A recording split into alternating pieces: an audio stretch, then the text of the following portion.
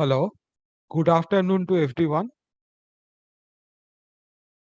I am Dr. Bhaskar Bhattacharya from Estuarine and Coastal Studies Foundation.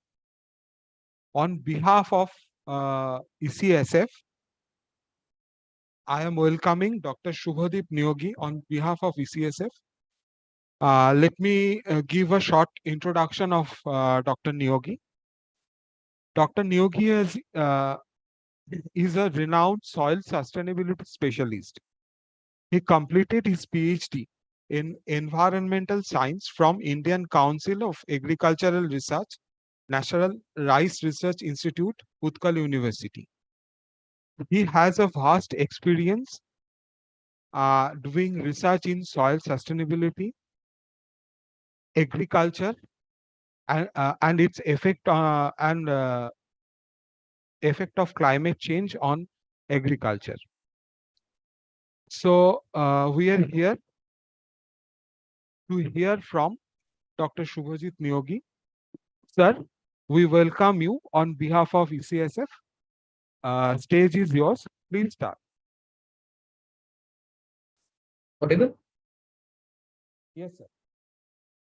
Thank you, Dr. Bhattacharya, and thanks so much, Estuarine and Coastal Studies Foundation for conducting this lecture within a very short span of time and for arranging everything. I think that will be helpful. It will be helpful to the larger audience who is working in soil sustainability and climate change research. And I will try to share the knowledge that I have gathered during the first couple of years while working in different ecosystems and other ecosystems with regard to soil sustainability and climate change. Should I start? Yes, sir, please. Let me share something first.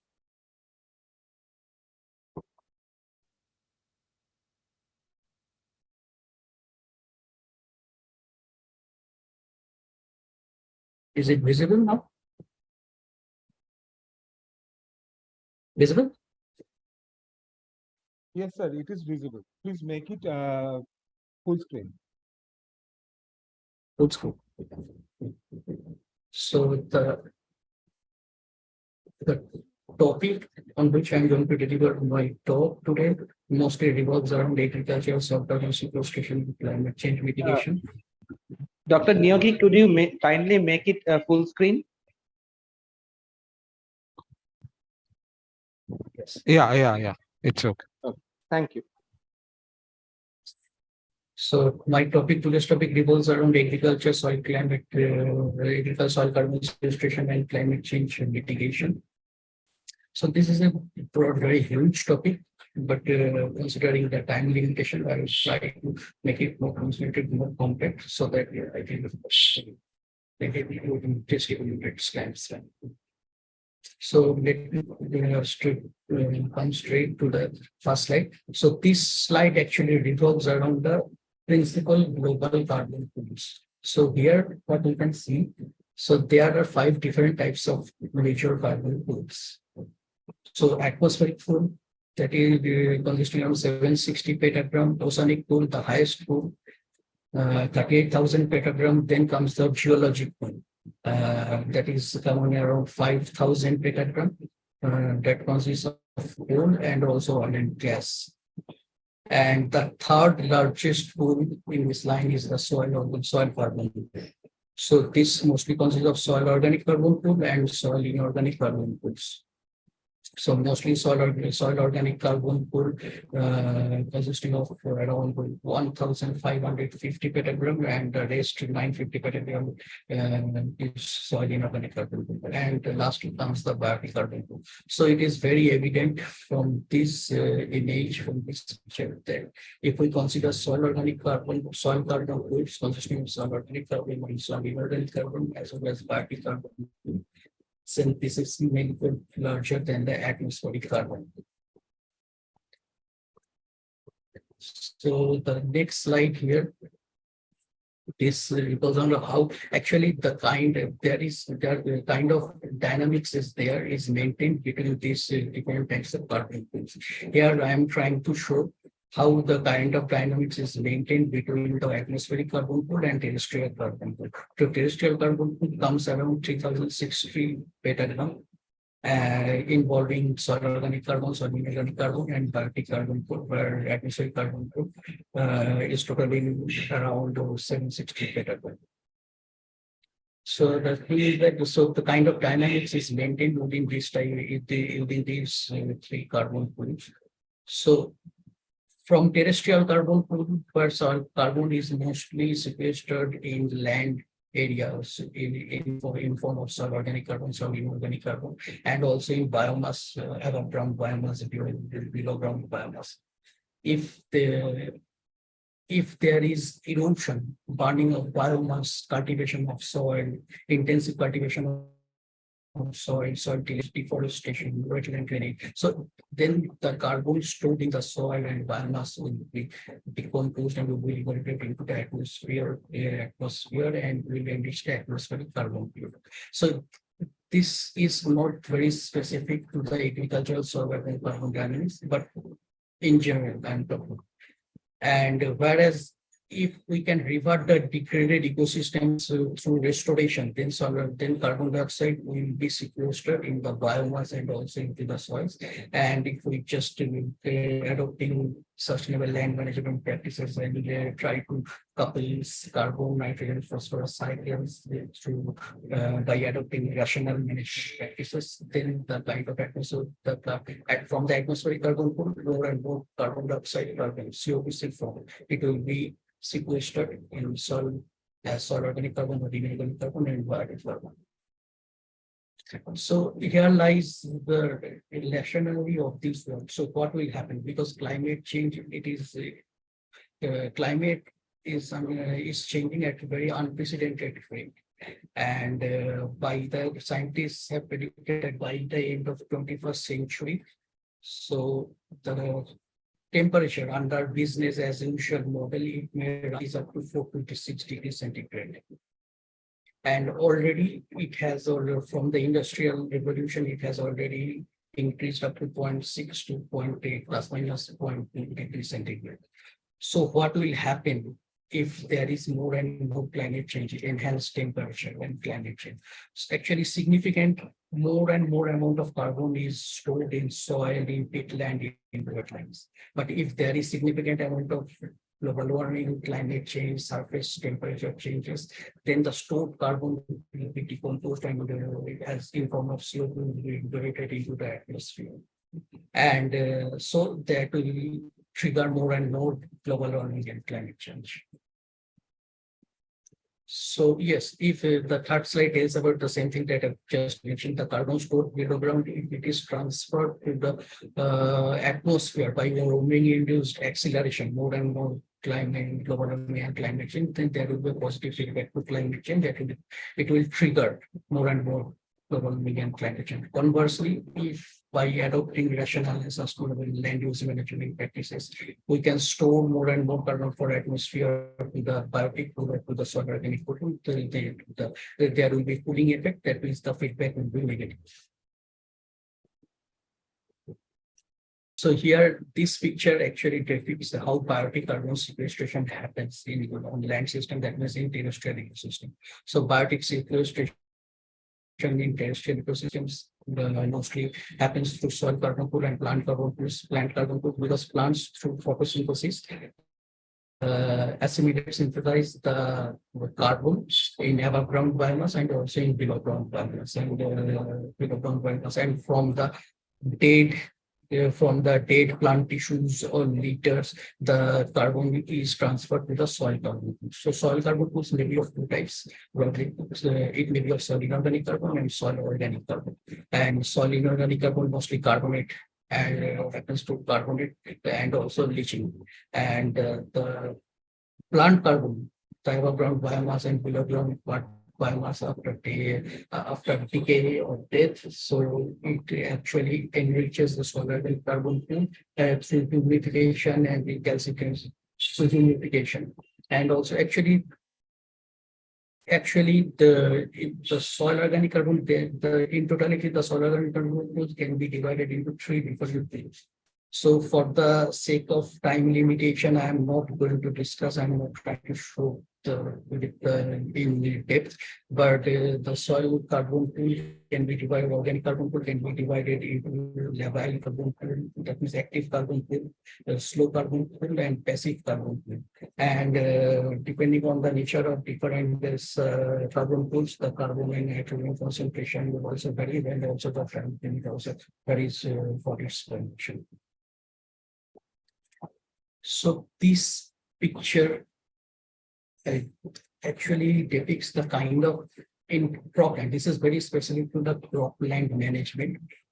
And what happens when we try to adopt the conventional or traditional agriculture management practices that you can see at the right hand side, and at the left hand side you can see the kind of conservation practices or conservation agricultural practices or regenerative agricultural practices that is helpful in carbon sequestration over the periods in long. But I'm not going in depth to the left hand, the column, the points mentioned in the left hand side columns.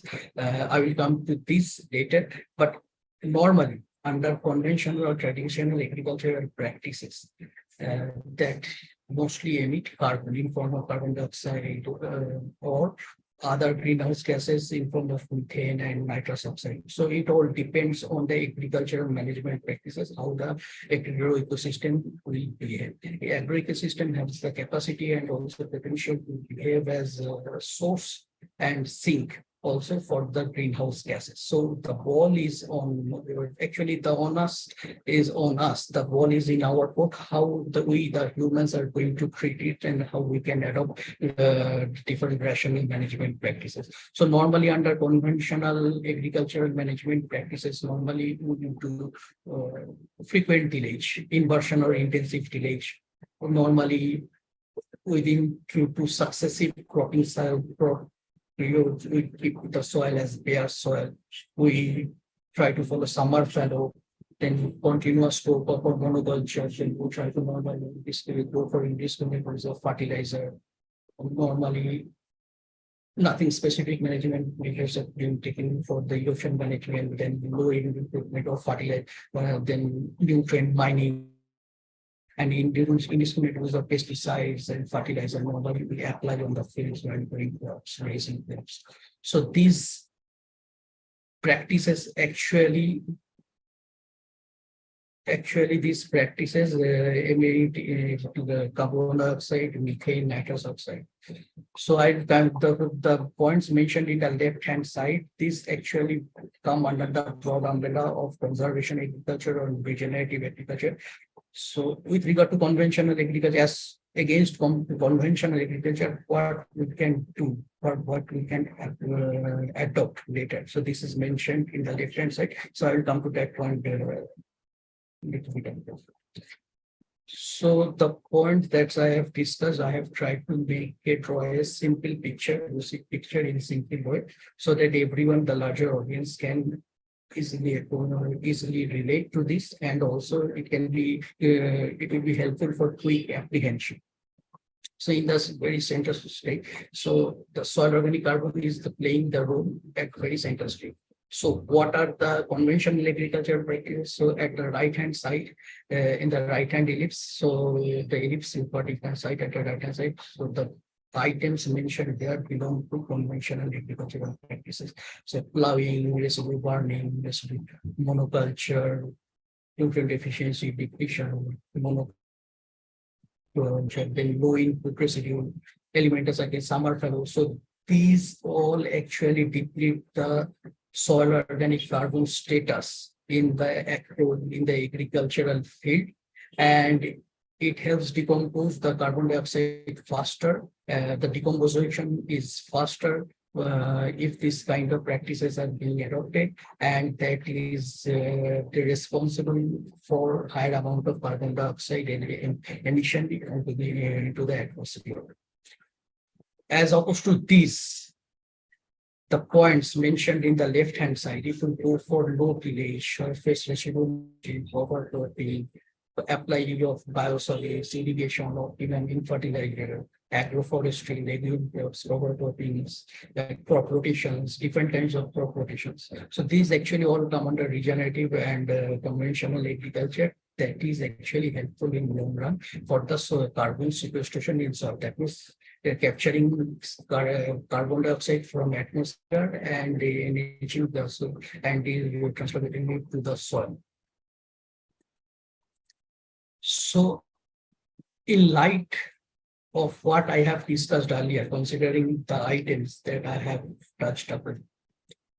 So recently, the Nature Conservancy has published one report on natural climate solutions. So what we mean actually by natural climate solutions?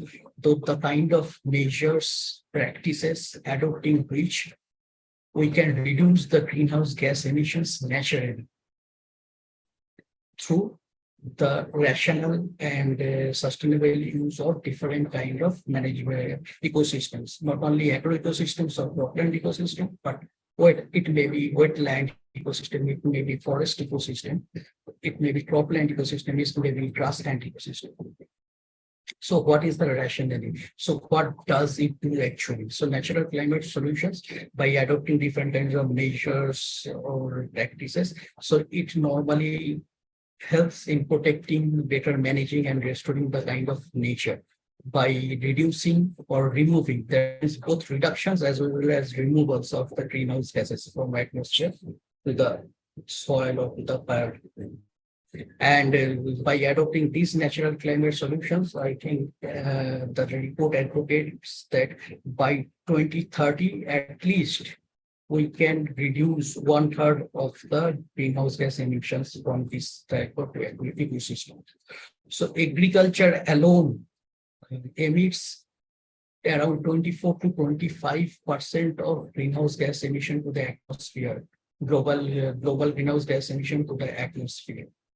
And by adopting these natural climate solutions, we can cut or reduce actually 1/3 of these emissions.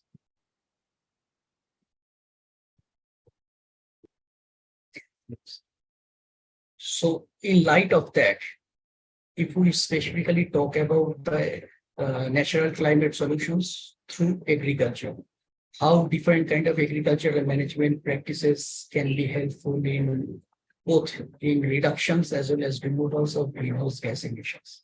Yes, so as opposed to the conventional agricultural practices, so we can say that conservation agriculture and regenerative farming practices, these two approaches have the capacity and potential to target and address these issues, that means climate change mitigation through agricultural practices.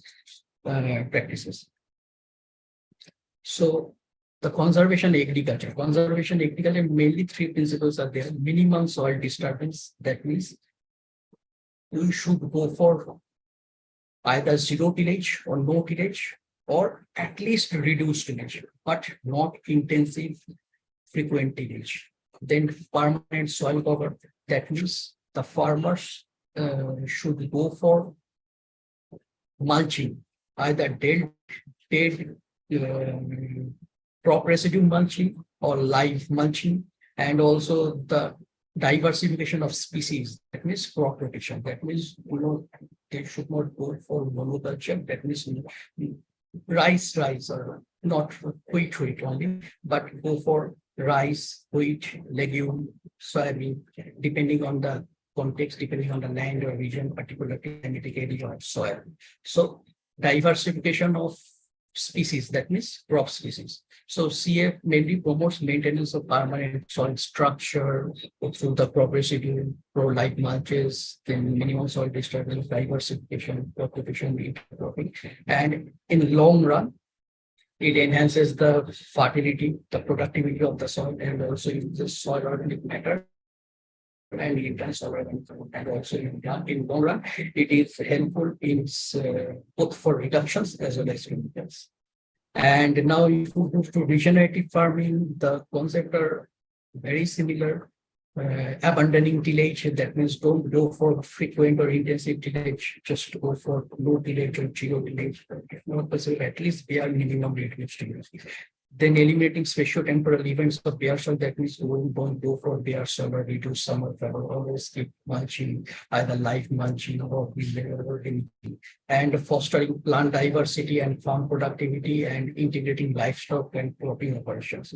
So regenerative farming systems most target also soil quality, biodiversity, as well as environmental sustainability, natural resource management, and also the farm profitability. That means financial productive profits of the farmers also. So, considering what I have discussed till now, so I have tried to extract different case studies, examples, or from the published literature, from the published paper. So there are large number of examples we can find across different regions of the world, be it North America, be it South America, be it Canada, Europe, South Asia, Eastern Asia, New Zealand, Australia, everywhere. But for the sake of, as we have very limited time, we have time limitations. So here I have tried to share here the kind of different agricultural management practices in different counties of USA and what happened by adopting this kind of practices with regards to soil organic matter. So we can find that in Nebraska, in Gladden area, in York area, in Bismarck area, in North Dakota, in Toronto. So you can see the legends at the top, because as I have made it completely full screen, I cannot see it. I cannot see the title here. Hello. Yep. Yes, it is visible, sir. Okay. So by adopting regenerative agricultural management practices in terms of conservation agriculture and regenerative agricultural practices, so it is visible that over the years the soil organic carbon concentration has enhanced manifold, or at least significantly enhanced as compared to the conventional agricultural practices. Because CCF denotes to the conventional practices and RCF denotes to regenerative agricultural practices. And the soil organic carbon, actually soil organic carbon is remains around 2% of the soil. Around 2% of the soil is the soil organic carbon and soil organic matter. And within soil organic matter, 58% is the soil organic carbon. So if we multiply soil organic carbon data with 1.724, then we can get the soil organic matter data. Conversely, if we have soil organic matter data and we divide it by the factor, then we will get the soil organic carbon data.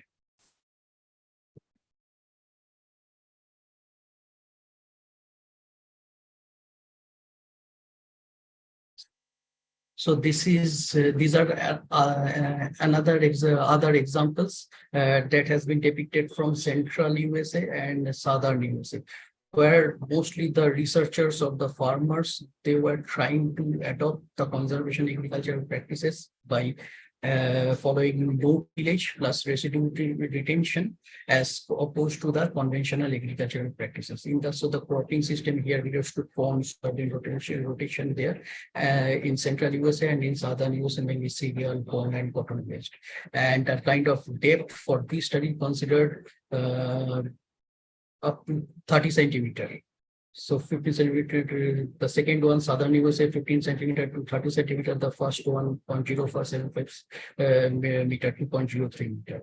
And the kind of experiments were undergoing for the past 3 to 25 years, and the first one, 500, around 100 years. And you can see the kind of increase in soil organic carbon over the years if we make an annualized or for the whole amount of for the whole term of the experimentation. So for the central US, it is coming around 0.4 milligram per carbon, soil organic carbon per year, and for the southern USA, it is around 0.45. So everywhere, as opposed to the conventional agriculture, whenever we are adopting the regenerative agriculture or conservation agriculture, so we are getting benefits in terms of soil organic carbon. sequestration. So you can see similar cases here. The crops under interest here are wheat, corn, and also corn in USA and in loamy soil, seed loam soil.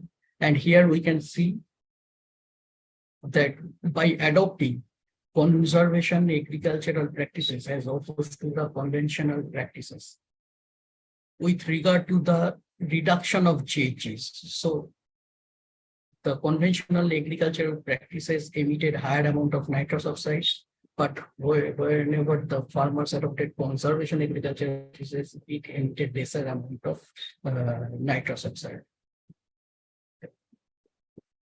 So coming to other different examples from different counties. So here mostly I tried to extract data going through different literature that mostly revolves around the cover crops. So what will happen in case of cover crops? So you can see in everywhere, wherever the farmers adopted cover crops, I mean the conservation or regenerative agriculture as compared to conventional agriculture, they were benefited by getting significant amount of soil organic carbon sequestration and enrichment as opposed to the conventional agriculture. And also coming to the next slide here also, this mostly revolves around defined examples of no tillage. No tillage practices being practiced in different counties on other different types of soils. Here also that you can see the similar findings. No tillage, both no tillage and cover cropping were helpful in sequestering soil organic carbon over the years. So these were the examples of that I have tried to draw from the US. But coming to the Indian context, so I have tried to share few case studies from Indian agriculture system. Actually, this experiment where actually this was happened in National Rice Research Institute way back in 2007 to 2012 during that 5 years, but I have tried to depict here only 1 year data. So this experiment, this actually you can see here at 1 year long experimental data, where in a crop sequence, rice, maize, cowpea. So rice is followed by maize, followed by cowpea throughout the year. And CT means the conventional tillage and MT means the minimum tillage. And you can see here, I have tried to show you the 1 year full data. So carbon dioxide emissions from plant to plant and row to row. And the interesting fact that we have got that emission under conventional tillage was manifold higher than the minimum tillage. And also emission under maize was higher than rice. So maize was followed by rice, followed by cowpea. So in the next slide, I have tried to show you the CT means conventional tillage, MT means minimum tillage, the kind of yield that we have got, the kind of total cumulative CO2 emission over the 1 year, and the kind of CO2 emission per unit, that means emission intensity. Emission intensity means the kind of the total emission divided by the crop yield. So it is at par. The yield is at par. The conventional tillage and minimum tillage, the yield was at par. But under conventional tillage, the CO2 emission was manifold higher than the conventional tillage. The conventional tillage, the CO2 emission was manifold higher than the minimum tillage. And also, if we consider the intensity, greenhouse gas emission intensity, that's mean total greenhouse gas emission per if divided by the total amount of profit, that means then here we can find that it is at par. So the conventional tillage and minimum tillage, the yield intensity is at par. But from the environmental sustainability point of view, the slide that I'm showing here, so you can see under conventional tillage system, the kind of carbon sequestration is significantly higher than the conservation rate, than the conventional tillage. So the minimum tillage practices, the kind of soil organic carbon sequestration that we got earlier was significantly higher than the conventional article. So here we try to extract the water stable aggregates and hello, is it audible? Yes, Yes, you it are is. audible. Okay. So under convention, so here you can see the under minimum tillage, the different soil carbon fractions extracted from different soil pools, water stable aggregates. When we extracted greater than 2 mm soil to 50 micron, 2 mm, 53 to 250 micron, and less than 52 to 53 micron.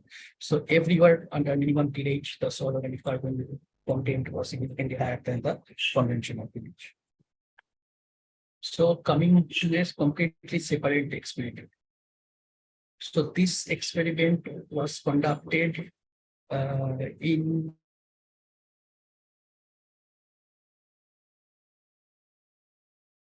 the experimental farm of 2012. So what actually we did there? So we were trying to find out under lowland submergence condition of rice, what will happen to the carbon in terms of gaseous carbon in forms of CO2, methane, and also all the input carbon and all the output carbon. That means carbon, all the carbon in terms of all the influxes and carbon outfluxes. And we consider the total carbon input and total carbon output from the total lowlands rice ecology, what would happen. So interestingly, we found that so minus means the CO2, the carbon out.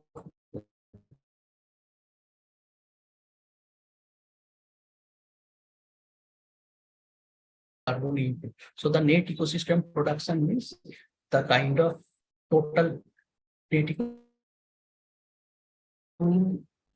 photosynthesis, the kind of carbon dioxide, carbon assimilated or synthesized in the system, soil crop system, in the whole soil crop system. So it was coming around 4.48 megagram carbon per hectare.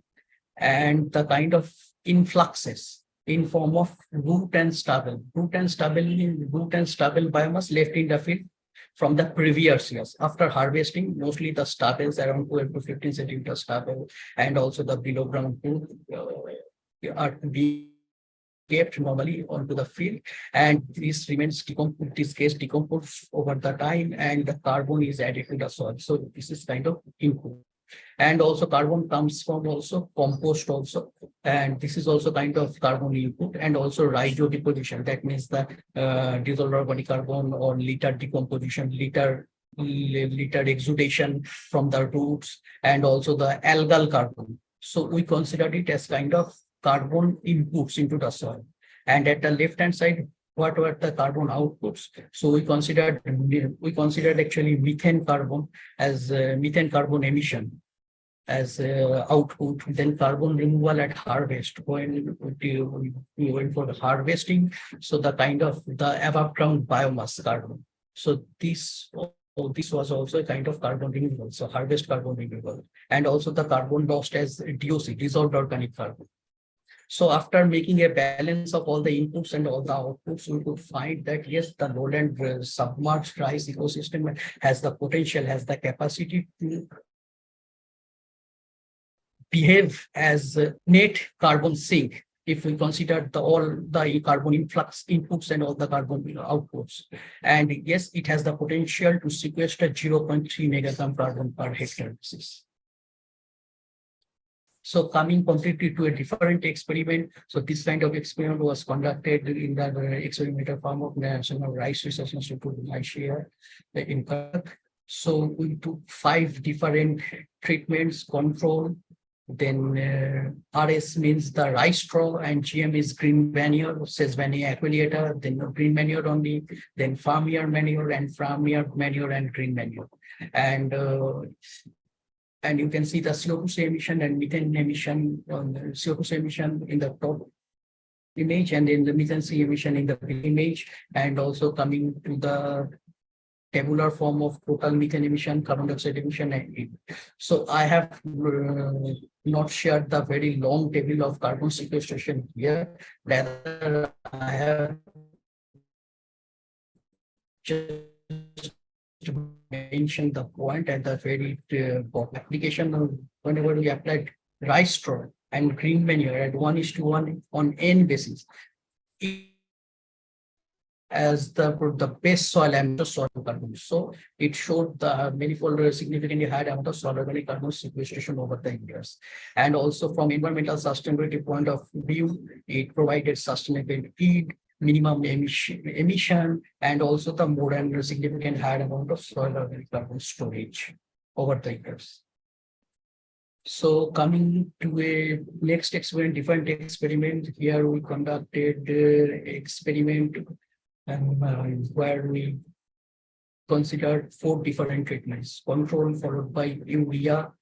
Control means unamended fertilizer, no fertilizer. Then urea, then rice straw plus urea and rice straw plus green manure. The rice straw and urea and rice straw plus green manure was taken on 1:1 basis only. So here you could see the CO2, nitrous oxide, and methane fluxes, and also actually these are the daily fluxes throughout the season, and these are the cumulative fluxes what we got over the season, and the loading potential. And interestingly, here we could see the rice straw and urea, the carbon storage potential, the carbon storage was significantly higher as compared to control urea and rice straw plus green manure. So rice straw and urea, the implementation of rice straw urea actually 1:1 on N basis, it would come out as most adaptable option in the lowland rice ecosystem in eastern India, which relatively provided a higher yield, relatively lower amount of greenhouse gas emission, and also it was beneficial in storing or in enriching soil organic carbon over the years. So all that were with regard to the examples drawn from Indian context and US context. So now I am coming straight to the recommended management practices. So normally in field where we normally follow or normally adopt, and as opposed to this, what we can additionally do under the umbrella of conservation agriculture or regenerative agriculture that will be helpful in terms of soil fertility, crop productivity, environmental sustainability over the years, soil organic carbon sequestration in long run, as well as the profitability of farmers. So normally at the left-hand side, you can see normally the farmers to follow the bare fallow. That means they keep the soil as a bare fallow. That means not raising any kind of crop. But here, the researchers in present days, they are advocating for growing cover crops during off seasons. At least cover crops, not main crops, but cover crops during off season. That means don't go for bare fallow. Then monoculture, continuous monoculture. This is not required or not preferred. Rather, researchers advocate for crop rotations, diverse crop rotations. That means diversity should be here. Then intensive cropping, as opposed to intensive cropping, crop production should be integrated with trees and livestock. That means farming system approach or agroforestry approach will be helpful in enriching soil organic carbon over the years, and also for making the agriculture profitable, and also from the environmental sustainability point of view. Then biomass burning, don't go for biomass burning, on the field itself. Rather, it will be helpful for residue, the kind of mulching, dead mulching. That means residue returned to as surface mulch. Then don't go for conservation tillage. It actually destroys the aggregation, soil aggregates. Rather, go for zero tillage or no tillage, or if not possible, at least bare minimum possible minimum tillage, reduced tillage. Then with mulch farming and also crop rotations. Then don't go for intensive chemical fertilizer intensive, rather go for integrated nutrient management, biological precision farming, nutrient cycling aspects.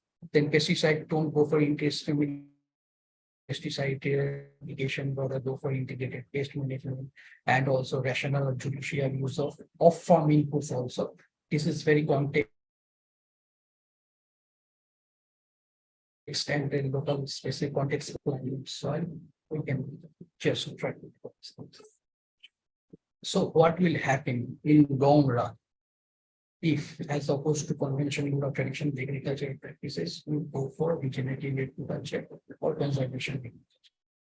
So here we can find the benefits the benefits that farmer will gain over the years.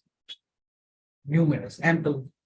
So yes, so if you talk about physical, chemical, biological quality, then it will also aggregate structure, aggregate stability will be enhanced, will be increased over the years.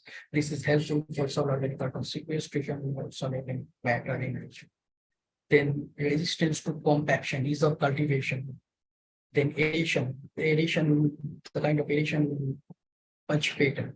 Water, if we go for conservation agriculture or regenerative agriculture, the water retention, water availability, water productivity, then cation exchange capacity, the pH buffer capacity, nutrient retention availability, soil biodiversity, beneficial microorganisms, fungal, algal, or beneficial microorganisms, they are will be increased manifold. And from ecological quality terms of net primary productivity, that means net ecosystem production, it will be manifold higher, significantly higher. Then input use efficiency of the nutrients will be higher, N, P, K. Then carbon sequestration over the years will be higher, and water, and also it will be helpful in water purification, denaturing of countries. So here I have tried to extract the information that is available in the literature resources and try to put it. This is a kind of qualitative slide. So research is going on, and also this is very context specific and timely context specific aspect. So the researchers in different regions across the world can get different results, but broadly speaking, so if we just see the kind of feasibility and relative carbon gain potential or capacity of their practices. So what is there? So if we go for no tillage, the feasibility is high, relative carbon gain is also medium. And organic amendment, irrigation, crop elimination, summer, yes. So scientists have in different parts of the world conducted experiments, and they have published their results, and I have tried to come out or promote on all these things to scanning the literature. So here at the left-hand side, you can see different items under conservation agriculture, regenerative agriculture, and what will happen in reality with regard to feasibility and relative carbon. Yes. And actually, this is the picture. I've tried to make it very compact. And you see it, and we'll try to make it in a simple form so that the larger audience can apprehend it easily. So what will happen if there is soil organic carbon enrichment or enhancement happens in soil? So it will be helpful for water capacity, plant available water. For the plants, plant available water will be more. Then it will be helpful for soil physical, chemical, biological properties and soil structure, improve the soil structure. And also it will enrich the soil cation exchange capacity, nutrient retention capacity. So the water use efficiency will be increased over the years. The nutrient use efficiency and also the plant growth coefficient, everything will be increased. So at the very end, what will happen? So all these will be helpful in enhancing net primary productivity and also agronomic yield of the crop. And also this cycle, then this will trigger Again, the soil organic carbon food enhancement. So integrated nutrient management, soil fertility enhancement. So by adopting soil organic, so if we have soil organic carbon, if by adopting conservation agriculture or regenerative agriculture, we could enhance soil organic carbon food, then it will be in a way helpful for net primary productivity enhancement, and also will have significant amount of agronomic yield enhancement. That will also in turn trigger the soil organic carbon food enrichment again. So this slide revolves around the precision farming, precision agriculture, and what will happen to soil organic carbon sequestration. So this is very context specific, and but by synchronizing the topography, type of climate, soil, so we could adopt different kind of management practices that is best suited or optimized for the particular context, particular soil, particular crop. So NPK fertilizer, we can by better managing NPK fertilizer, herbicides, pesticides, biosoil, and controlling erosion. So from the perspective of reductions and removals in both ways, it will be helpful. And also from the biological, soil biological, physical, chemical perspective also. And so from the side of farm profitability also, it will be helpful for the farmers. And also at the end, in the end, so over the years, it will be the crop productivity, soil fertility, soil health, soil fertility, crop productivity will be increased, and also residue return will be higher in the soil, beneficial microorganisms, fungal microorganisms, algal counterparts will be more and more in soil, and that will trigger, that will boost the crop productivity, above ground biomass, below ground biomass, and drainage also. So this is the kind of last slide. So at the very last slide, I try to depict if there is so kind of soil organic matter or soil organic carbon enrichment by adopting different regenerative management, agricultural management, or conservation agricultural management. At the end, soil organic matter will be increased, will be enhanced over the years. But apart from this, there are several other ecosystem services that soil organic carbon or soil organic matter important to society or to soil crop system. So what are the other benefits? So soil structure improvement will be there. Then soil erosion will be lesser. Soil biodiversity will be much more higher. Storing of plant nutrients, plant available water will be higher in the soil. The pH buffering capacity will be enhanced. And then from the environmental sustainability point of view, the ecosystem, the agro-ecosystem will become much more resilient to climate change, drastic climate change. Then from water purification point of view, denaturing pollutants, decreasing the open source, then crop and biomass yield will be manifold increased, and also water and nutrient use efficiency, natural resource management as part of resource management will be increased. So this was the very last slide. So I have tried in the very last slide, I have tried to make it more simple, make it more usable, simple in simple form, so that everyone can easily apprehend. Thank you.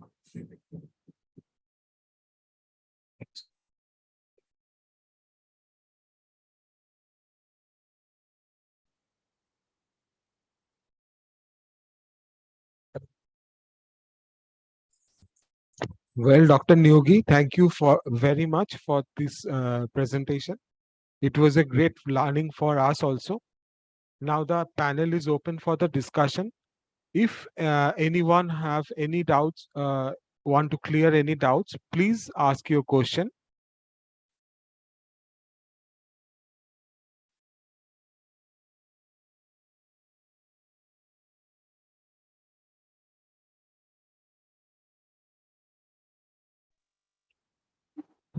Thank you, Dr. Nyogi. Am I audible? Yes. Okay. Thank you on behalf of the foundation. Thanks so much for the enlightening the seminar. It's quite an interesting topic for us because we hardly know about the conservation of soil and how we go about it. There was a like in between, I have very little knowledge about this subject in specific, but I get to know one thing in your lecture, that somewhere in the slide you said that a convention, if you do a conventional tillage and if you do a mild tillage, the yield is almost the same, and the carbon dioxide emission is many-fold higher in the conventional tillage. So my question is very simple. Now, this could be an experimental result uh, for academicians, but this has a very large implications for the country as well as how the practices go. Like, are these sort of conservation practices for soil science? Do you is there? Excuse me, will you please repeat once again? Because probably due to the internet connectivity, I could not hear you clearly. So, Okay, I'm saying, like, your findings and the findings that you have like shared with us, this has direct implications for the society. It is so practical in that sense. Is there any the wing, or is there any outreach program of the government of India or the agricultural departments of different states? Are you aware of those departments, whether they like force, I would like say they run awareness campaigns and other things among farmers to implement these sort of conservation practices or the best practices which can minimize the carbon dioxide stock? This is one thing. yes, This is my question one. And the next question you maybe would like to touch upon, a lot of the members of the foundation who are watching on YouTube, and they would be watching on YouTube, like, they are students, and the subject that you have touched upon, it's a subject which belongs to agriculture. It's a subject that belongs to geography. It's a subject that belongs to botany and multidisciplinary sciences. Now, and this has, like, your work has direct implications and implementation scales at the academia level, at the industry level, at the consulting level, and different alternative job prospects also. So that, in somewhere in your in the discussion, if you could touch upon that, like what kind of career aspects these sort of the research and these sort of the domains can open up for the students or the early career professionals, that would be very helpful. These two are my comments. Thank you. thank you. Thanks for raising your concern. So coming to point number one directly, yes, ICR through different institutes, organizations, and they are through different kind of KVPs to conduct regular and also periodical outreach programs, dissemination programs that are being conducted for researchers, for farmers, and farm trial and execution implementation. Yes. So scientists do visits and try to train those farmers, and sometimes these trainings are conducted in-house. So farmers all across different regions in India, they come to visit different organizations for, say, for example, for 7 days, 10 days to 14 days. So these kind of trainings are regularly organized by ICAR and also different Krishi Vishwavidyalays all over the India, and also KVPs. And also the kind of, I would like to emphasize, it's based on the kind of findings that I have got under the minimum tillage and minimum tillage and conventionality. Yes, initially, at the very beginning, I mean 2 or 3 years, initial years, you may see there may be not very significant yield increase or under minimum tillage as opposed to conventional. But over the years, with more and more solar organic carbon sequestration under minimum tillage, the yield will be more. The yield benefits that you can see over the years will be significantly higher. So this happens. Okay, but it may not be visible within initial or 3 years, but later it would be visible. And coming to the question number with regard to the job prospect, apart from pursuing career in academics, in doing research in research institute as scientist or researcher, or as academician, or as assistant professor or professor in the different universities. Apart from these, I think this is my personal belief. I personally believe that there may be ample opportunities. Several other different paths are there. We need to explore different avenues. So different in universities or research institutes would normally do the kind of fundamental or basic experimentation or basic research. But there are several other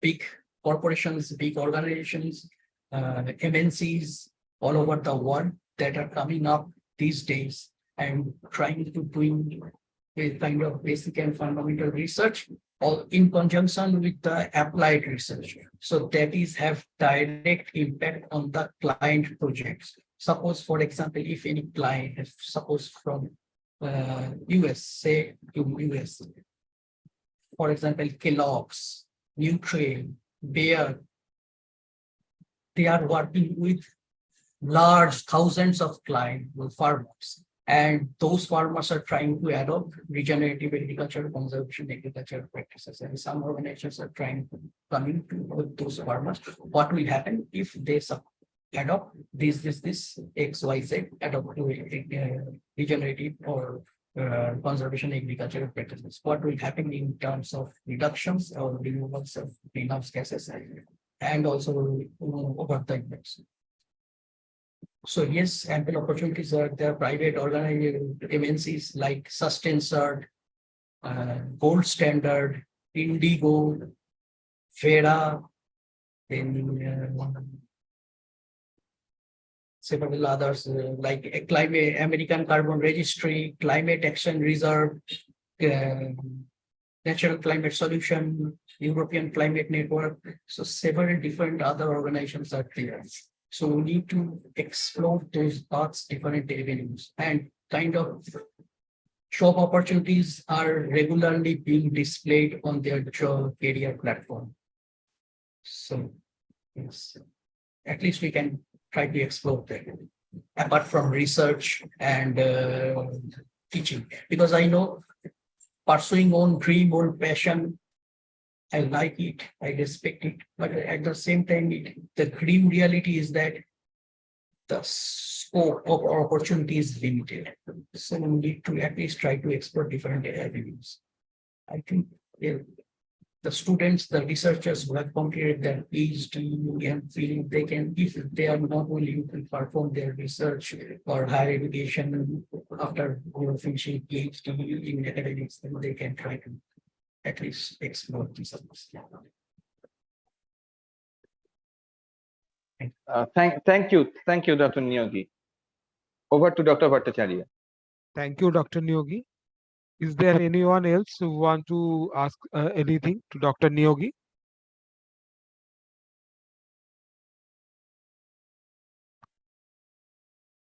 Okay. Then we have also YouTube Live. From there, there is a question, sir. I am asking.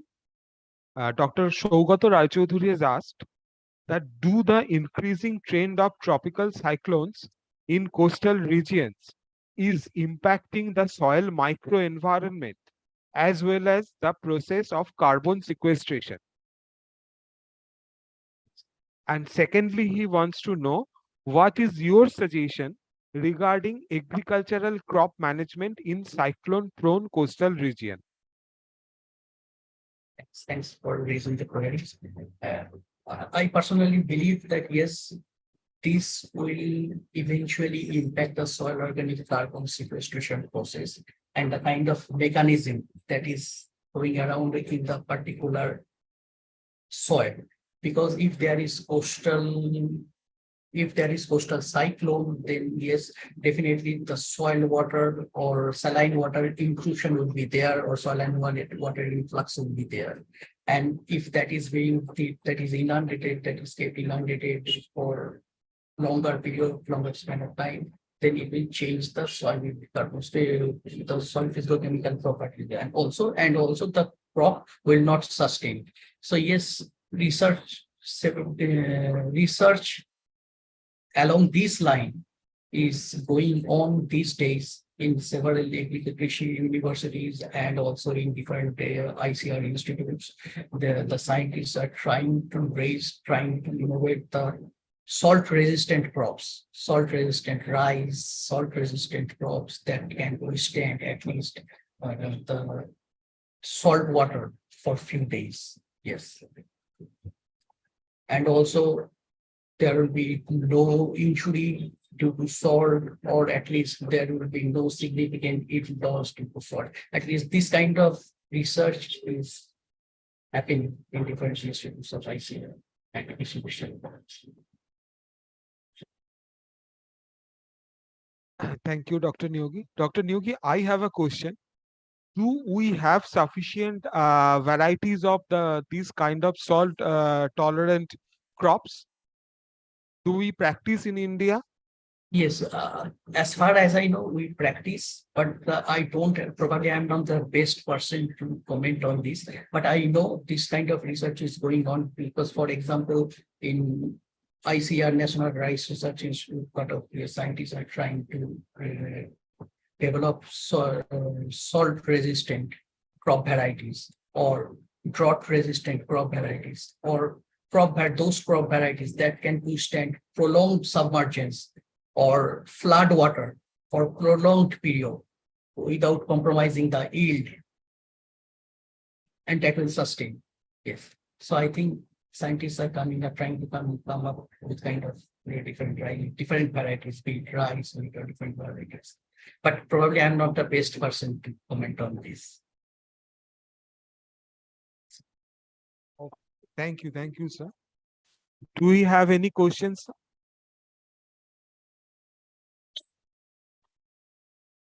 Okay.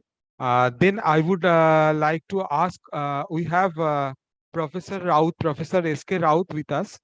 Sir, please, can you could you please speak something for us?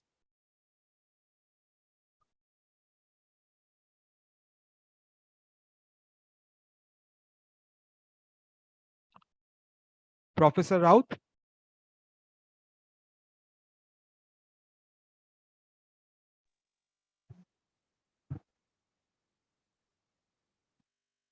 Okay. Dr. Nyogi, I think Professor Raut is not available. I have another question for you, if you don't mind answering. Please. Yeah, like from a sustainability point of view, how do you see this a challenge? And is there any report for India? I think I am very much interested for India only, or maybe West Bengal could be also, if possible. Now, we are the most populous country in the world, and our urbanization rates are faster than anywhere. Maybe we are at pace with the China and Middle East to like when it comes to urbanization. And when it comes to urbanization, it basically converting the land characteristic totally from agricultural to something else, right? Okay. Now, with a diminishing land and an increasing population, how do you see it's a challenge for sustainability practitioners to convince sustainability practices and and still yielding the maximum? Like, is there any research on that respect in India? And Yes. As a practitioner, how do you see that? As a researcher, how do you see that? As a practitioner, how do you see that? Thanks for raising the query. So as far as I know, these days several similar kind of research along these lines have been going on in different institutes, and scientists have come up many high yielding varieties that can be drought resistant, salt resistant, submergence resistant, and without compromising the yield. So several varieties are available. Okay, so you can get the information, I think, from the ICAR headquarters. Yeah. And high yielding varieties. Whatever. Yes, you are. Yes, and also these days the conservation agriculture or regenerative agriculture, actually scientists are trying to disseminate knowledge. They are trying to conducting different outreach programs so that they can easily reach out to farmers and they can train the farmers, and also farmers seeing that there will be profitability in terms of economic profitability doing agriculture and also environmental sustainability. So science farmers also in different regions of the India, they are also trying to follow this conservation or agriculture, regenerative agricultural practices in different segments. But we need to make it popularized, I think so.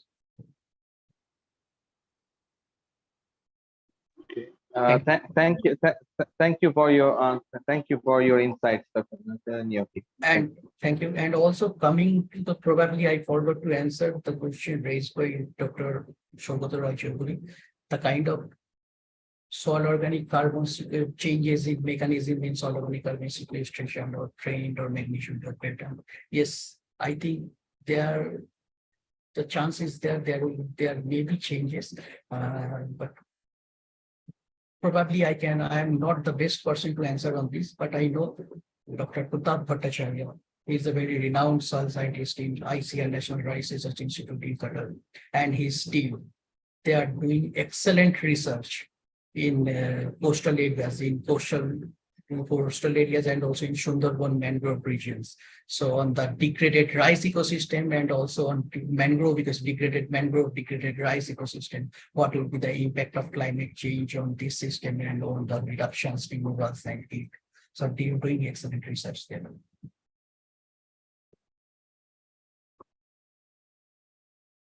Thank you very much. Professor Raut, are you hearing us?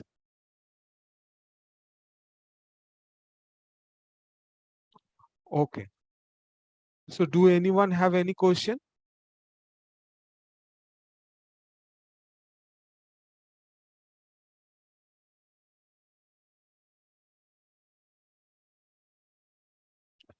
Okay, I think they don't have any question. So we are just ending the program. Thank you, Dr. Nyogi. Thank you very much for this kind of talk. I think the students in the group, they have learned a lot from you. Thank you on the behalf of Estuarine and Coastal Studies Foundation. In future, we would like to, if we have any doubts or any kind of hesitation, we can, I think we can ask you, we can call you in this regard. And thank you very much. Thank you, the participants. We are ending the webinar now. Thank you so much. Thanks a lot to Dr. Bhattacharya and Dr. Pal and all the online participants who have done and patiently. Thank you, Dr. Nyogi. Joined. I would love to be in touch, and the foundation could learn a lot from you, and it will be a pleasure to work with you together too. If you have some time in Calcutta, just please drop by. It will be a pleasure to interact you in person also. Thank you. Thank you so much. Thank you. Thank you so much.